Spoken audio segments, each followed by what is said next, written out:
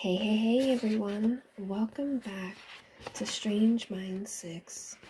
I'm your host Ruby, and today we're going to be getting into the Octunnumi. And I do hope that you enjoyed the last video where we left off. And if you can, please hit that like button, hit that subscribe button. It would mean a great deal to me. But without further ado, I want to just say grab your snacks, grab your drinks, or sit back and relax. And let's get into The Octunnumi by Trevor Allen Forrest.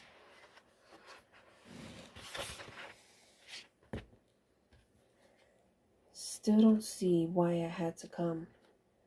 Grabbing one of the vertical brass poles that serve as handles on the huge glass and metal doors leading from the reception hall to the bazaar below. Reg swings the door open, sucking in the warmth, intoxicating air as he does so. Stepping out onto the terrace, he stands for a moment, taking in the spectacle below.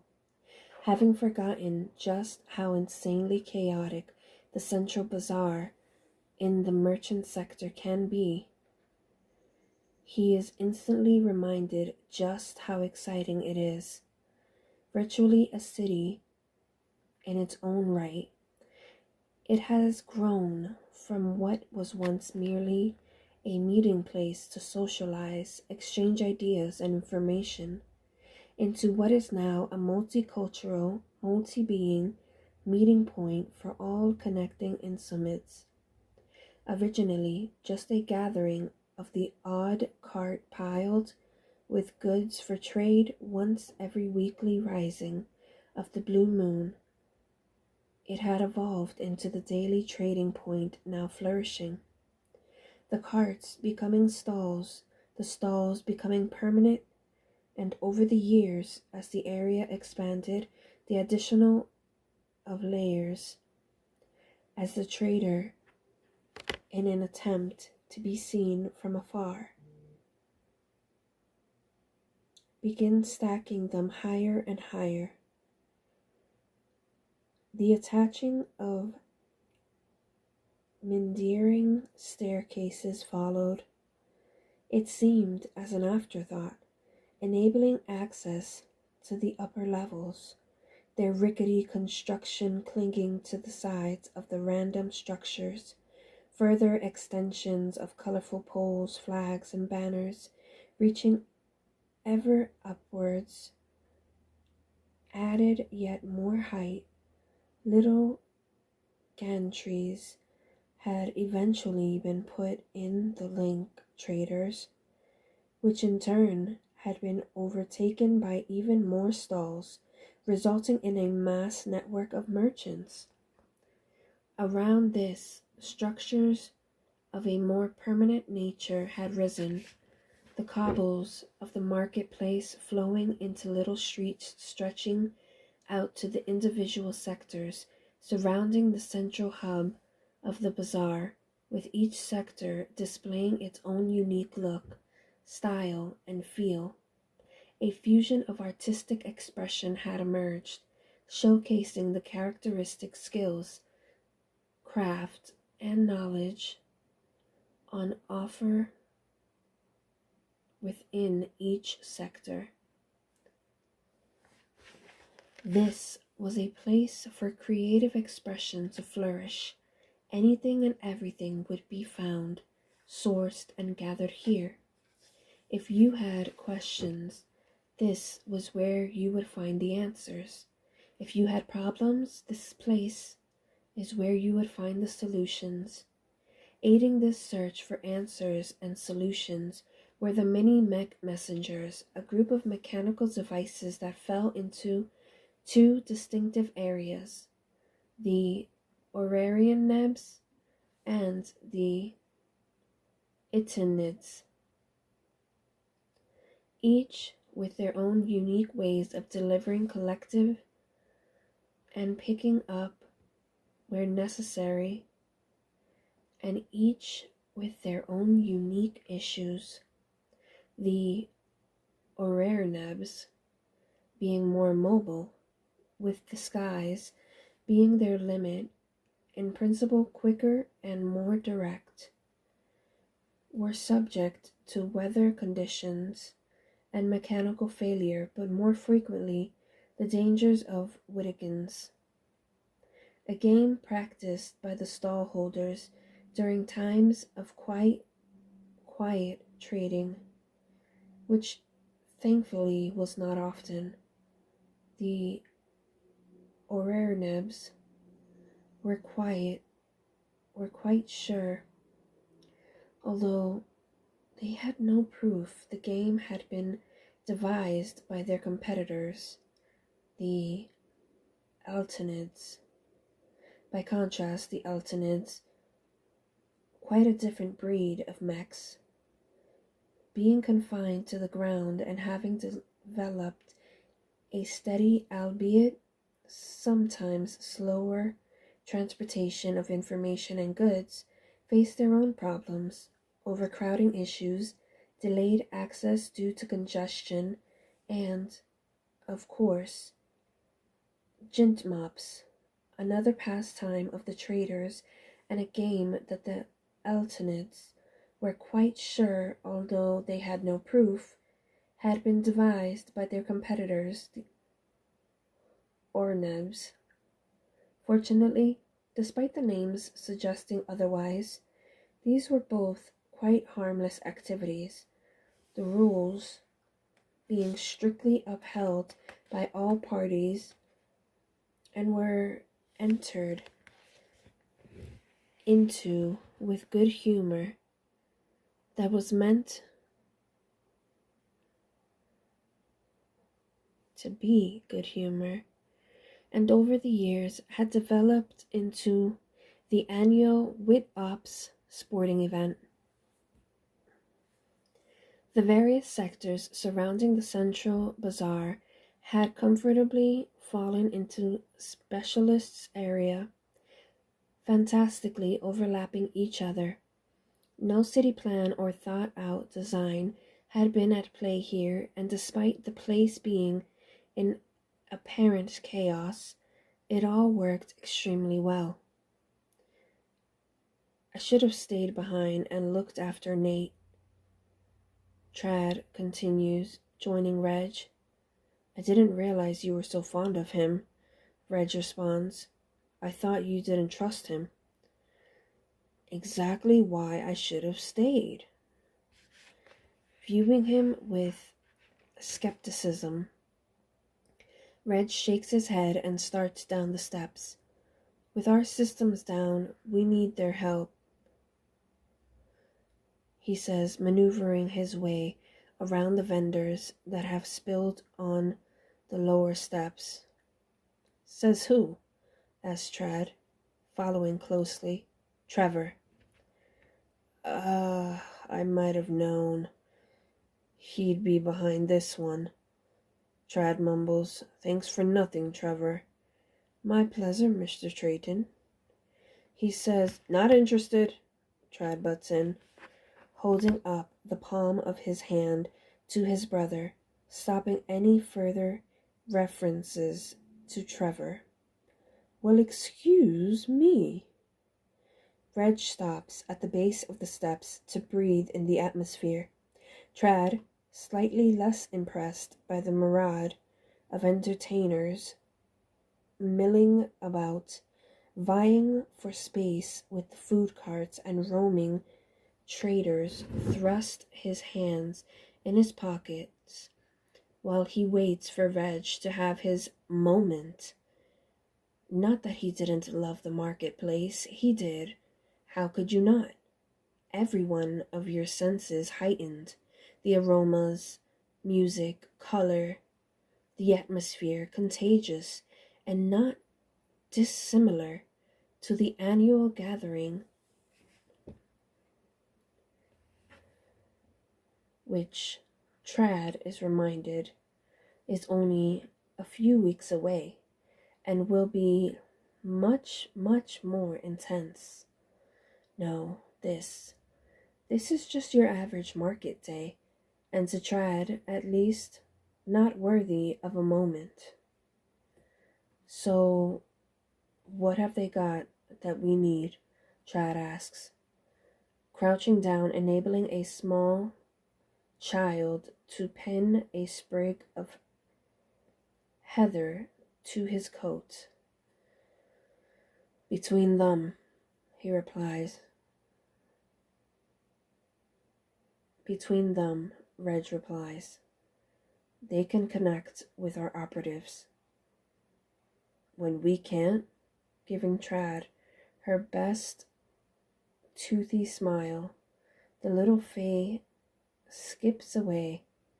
Yep, Reg nods. Their mapping system is more detailed than ours. We only have the original, the first level, but in place when we first set up,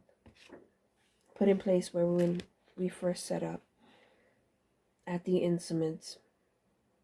Of course, we never needed the other layers. Our only concern is with the ones connecting with Fethris.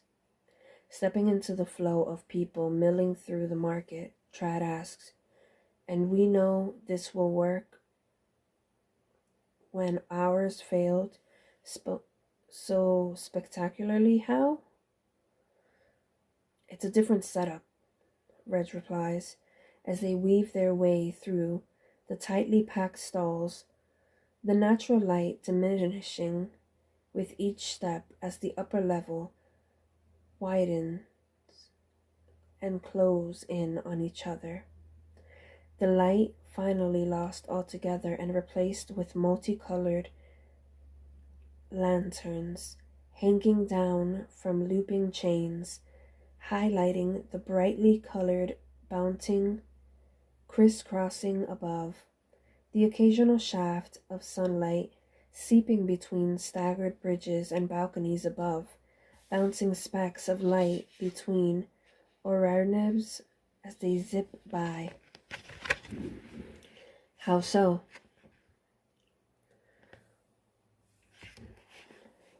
Trad asks, sidestepping a rattling wooden cart piled high with food offerings from the Octunnumi sector. Its operator, unavailable to see the path ahead, cheerfully calls out his wares as a warning to move as he weaves his way through the stalls. Well, ours is based on consent, Reg replies. Our operatives sign up or drop out, whereas they use less obvious methods, so they spy. Trad asks, taking a deep breath of the freshly baked bread as the cart passes. Well, Reg hesitates. I think surveillance is a better term than spy. That would imply that they were in some way secretive about it, which is not the case. Negotiating the springing up of an impromptu acrobatic act immediately in front of him. Reg ducks under the forming arch and continues. Let's just say that the techniques they use are not necessarily sanctioned in our Insomid. He pauses before adding, or in any other for that matter. So they spy, Trad repeats, raising his voice slightly to be heard over the strolling one-man band positioned between two stalls, though, strictly speaking, it was neither man nor one, being made up of a troop of small orcs, each balancing on the other, and each with his or her, one never knew with orcs, own instruments, poised to play at the appropriate moment. Well, yes, Reg shouts, But as I say, it's no secret. He smiles, and I am sure that in the circumstances of our people will be grateful that they do. Changing direction, they head towards a small clearing where a performer is in the final stage of his act, encircled by the bevy of onlookers applauding loudly as he takes his bow. Look, Reg continues, the simple fact is that we cannot find our people, and the girls can. The girls? Trad shouts above the clapping. On what planet are they girls?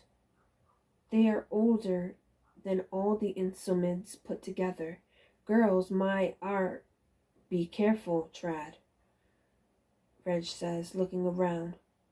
And may I remind you, they are the same age as our mother. Trad contemplates this for a moment as the crowd disperses, allowing the boys to work their way across the clearing in the direction of the dense market stalls below. Well, that's different, he argues. She's not, you know. Stop him, Mr. Regis, please. You know what will happen. Trad, I know they are a challenge for you, but challenge. Trad laughs. The mirror must be a challenge for them. Instinctively, Reg glances up. May I suggest, Mr. Regis, that you create some distance between yourself and your brother? Trad. Reg hesitates, still scanning the sky. Following his gaze, Trad ducks slightly, as if expecting something to fall. Amused by his own jitters, he relaxes, just as he hears a loud plop by his left ear. Reg takes a large step away from him. What the? A splat of white and gray sludge begins to spread slowly over Trad's shoulder. I did warn you, Reg chuckles, touching his collar in an attempt to clear the mess, which only results in making matters worse. Trad curses to himself while scanning the empty sky for the culprit. Abandoning his efforts, he curses again. Better think of something nice to say, Trad. Reg glances at the expanding splodge creeping its way over the arm of Trad's coat. As they continue through the market, that is if you want to get rid of, he indicates Trad's shoulder, smiling as he edges further away from his brother.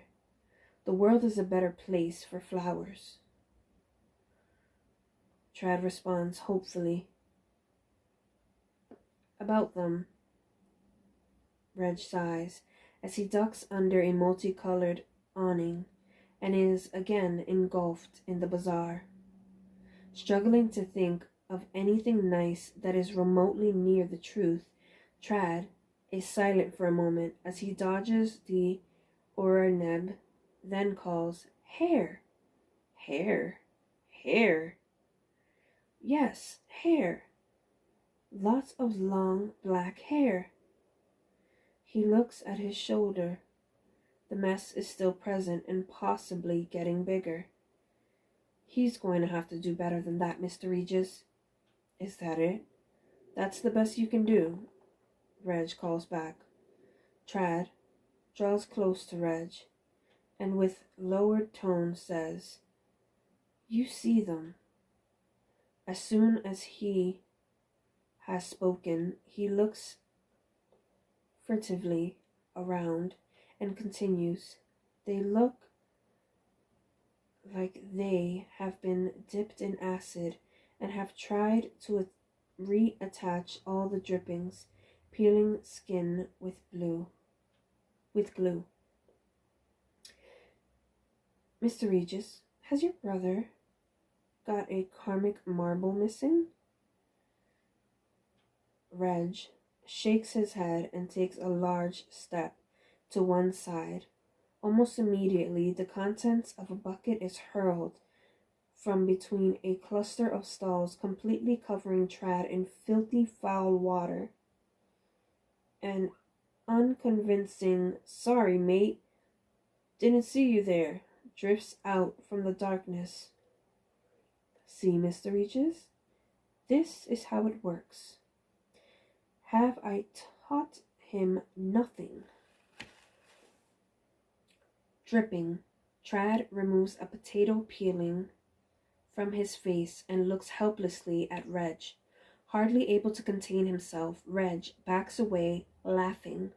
"Hey, it's nothing to do with me," he chuckles as he carries on walking. "This he knows, Mr. Regis." Squelching in his brother's wake, a drenched Trad continues to remove bits of food from his coat. "And no, I do not see what you see," Reg calls back. "But Reg," Trad says desperately, "you know what I see." "Trad," Reg laughs, taking a sideway look at his brother. "It's a trick. You know that. You're just sore that you fell for it. Oh yes, now that was a fun day." "Look, it's not my thing," Reg says, looking at Trad. "It's yours, and I know this really unsettles you, not being able to see their true selves, 'cause that's what you do. You see who the people or person really is, of the one they want you to see, or, in this case, the one in your head. But this is down to you. You are just too prejudiced." "What?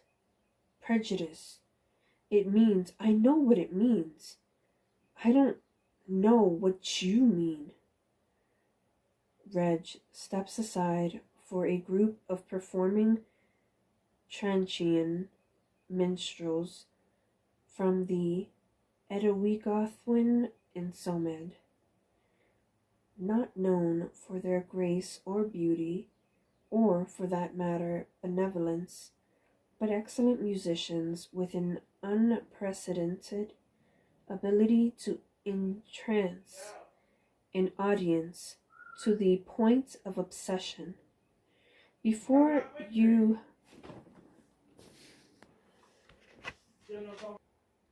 to entrance an audience to the point of obsession, before you had even laid eyes on them, Reg continues, you had already made up your mind what they would look like and how they would behave, just like everyone else. And Trad waits while the long trail of Tranchian admirers file past them. "And so that's what you see. And you don't ever," Trad stresses, "ever think about what they are really like?" "But that's my point," Reg replies. "They don't look like they are portrayed. It's all a cover." "But the Fae," Trad comments, pulling a lump of carrot from his shirt as they resume walking. "Really? This is where he's getting his information?" "Oh yes," Reg declares. "Of course, the Fae are known for their unbiased, accurate association with the facts." "So you're saying they lie?" Yes. "I'm saying they say what suits them," Reg adds. "But," Trad says desperately, "the stories of mean, old, ugly, when will he stop?" "Are just that, stories," Reg stresses. Fae stories set up by the Fae for the benefit of the Fae, but mostly for the amusement of the Fae, which, as we all know, backfired on them spectacularly. The Fae Wars. The Fae Wars. Reg nods. You know as well as I do that the Fae are responsible for the ill feeling surrounding most, if not all, the stories concerning the girls and most other myths. Come to think of it, he smiles. Admittedly, the girls have done nothing to dispel the stories, but still, yeah, I just don't get that, Trad says. If it's so untrue, why not do something about it? I mean, come on, all these years of being portrayed as the bad guys. Like I said, ultimately, it suited their purpose, allowed them to continue with their work pretty much untroubled. Red steps over a family of delightful, colorful bobs, so named for the continual bobbing of their heads as they greet all and everyone they pass. At least, it is assumed to be a greeting, only averaging 10 inches in height when fully grown, which in most cases include the height of their various splendidly large hats, worn so low down that there was no known record of them actually having eyes, appearing to be made up entirely of oversized hands and feet. Their rotund bodies completely covered in hair, also oversized, they were, it seemed, totally reliant on other people seeing them. With their new found reputation, Reg continues, the requests for their services lessened, and let's face it, once their skills were known, they were pretty much besieged or hunted. He smiles as the last of the Bobs doffs his incredibly large and yet tiny hat in thanks. Either way, the scary image kept all but the desperate away, he concludes. That much is true, Trad replies, ignoring the muttered complaints of the baby Bobs as he drips over them. You'd have to be pretty desperate to, here we go again, volunteer to be in the same room as them with as Trad acts out his thoughts, hunching back, making his hands claw-like, and limping, he stumbles, falls sideways, gasping at air, reaches for a nearby stall and looks desperately at the back of the departing Reg as he tries to regain his balance and lands face first in a vat of rancid green gloop. Bullies! He shouts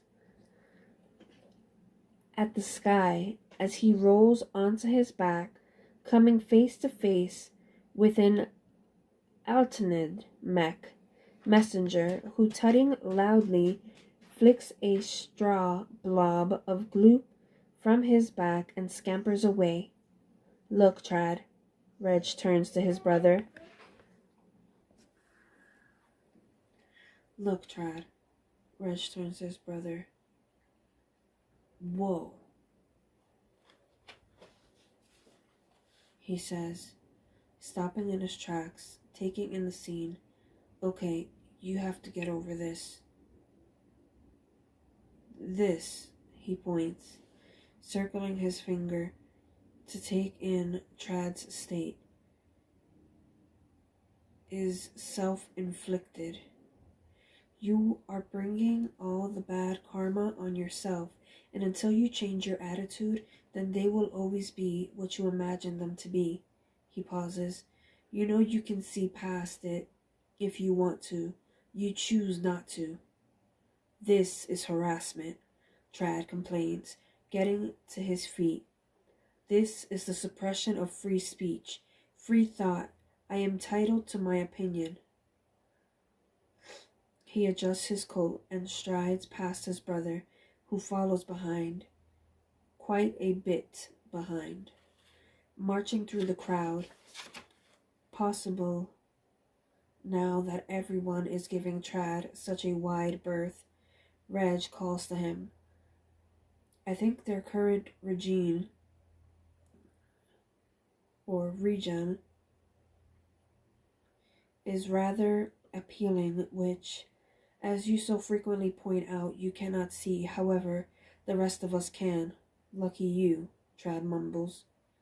We see what we see, Reg says, catching up with him, and as I've said, you can change it. I like to know what I am dealing with, Trad mutters, and I just don't know. I don't like the fact that they can disguise themselves. At least you know it's an illusion, unlike Roberta. Oh, Mr. Regis. Roberta? Yes, Roberta. She is, after all, the reason Ozartexian is your specialty, is she not? Reg looks to Trad. So you would never get caught out again. Low blow, Reg, Trad mutters. I have to agree, Mr. Regis. Not so, Trad, Reg insists. We were all Roberta this, Roberta that. I'm sorry, you were all Roberta this, Roberta that. You choose not to see then. Didn't you? Huh? You didn't see her for her true self. True, Mr. Regis. However, I think I did, Trad replies flatly. You had decided, Reg continues, ignoring Trad's obvious irritation, against all the evidence and advice you were given, that we were all wrong. Roberta was showing her true self. The fact that others less skilled than you could see her for who she really was didn't stop you. He pauses. She double-crossed us, undermined our operation, turned out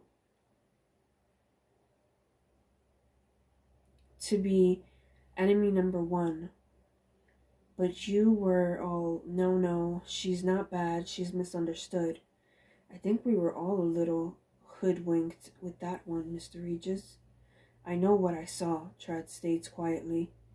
You saw what you wanted to see, Reg snaps. It's the same with the girls. You don't know, for crying out loud, Reg cuts him off. Trad, she nearly got us killed. True.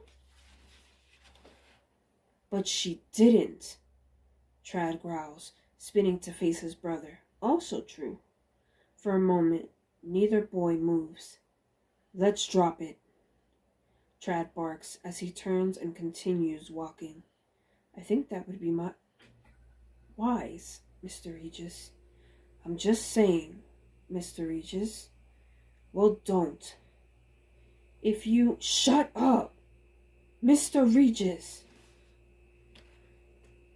And that, my dear friends, is where we're going to leave it. Definitely tune in next time to see if they're going to actually have an all-out brawl or if they are going to peacefully talk this out. But please hit that like button, hit that subscribe button. I'd greatly appreciate it. And until then, my dear friends, this is Ruby signing off.